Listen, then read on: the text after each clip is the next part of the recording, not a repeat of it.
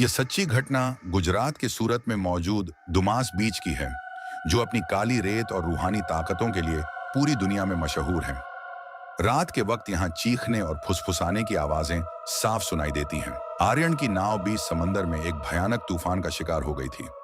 जब उसकी आंख खुली तो उसने खुद को गहरे, ठंडे और अनंत समंदर के पानी में तैरते हुए पाया। दूर दूर तक सिर्फ पानी था और आसमान में काले बादलों का डेरा। उसकी नाव का कहीं नामो निशान नहीं था।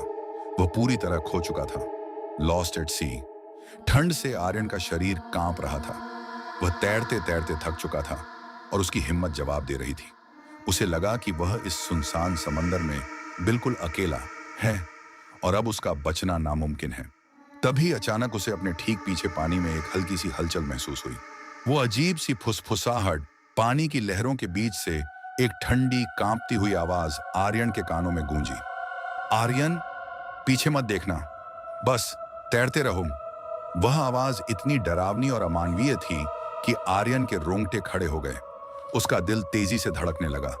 डर के मारे उसकी आंखें फटी की फटी रह गईं। उसका मन हुआ कि वह तुरंत पीछे मुड़कर देखे कि आखिर उसके पीछे कौन है, लेकिन उसके दिमाग में छवि में लिखी वह चेतावनी बार बार गूंज रही थी। आर्यन के पीछे पानी से धीरे धीरे एक खौफनाक चेहरा ऊपर आ रहा था। वह एक चुड़ैल या जल पिशाचिनी का रूप था, जिसकी आंखें सफेद और बेजान थीं और चेहरा पूरी तरह सड़ चुका था। वह धीरे धीरे आर्यन के करीब आ रही थी। उसकी ठंडी सांसें आर्यन की गर्दन पर महसूस हो रही थीं। आर्यन को समझ आ गया था कि वह समंदर में अकेला नहीं है। वह मौत के बेहद करीब था। उसने अपनी पूरी ताकत समेटकर आगे की तरफ तैरना शुरू किया, इस कसम के साथ कि चाहे कुछ भी हो जाए, वह पीछे मुड़कर उस खौफनाक साए को नहीं देखेगा, क्योंकि वह जानता था अगर उसने पीछे देखा तो वह समंदर हमेशा के लिए उसे अपने अंदर खींच लेगा। आर्यन बिना पीछे मुड़े अपनी पूरी ताकत से तैर रहा था। पानी इतना ठंडा था कि उसके हाथ पैर सुन्न होते जा रहे थे, लेकिन डर के मारे उसका खून खौल रहा था।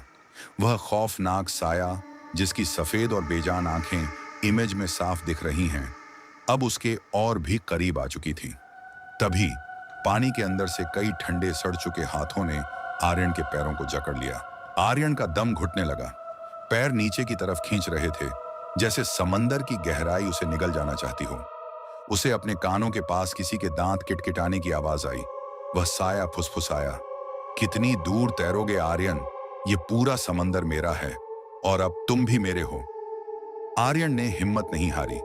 उसने अपनी जेब में हाथ डाला, जहां उसकी शर्ट में एक छोटा सा लोहे का कंपास रखा था।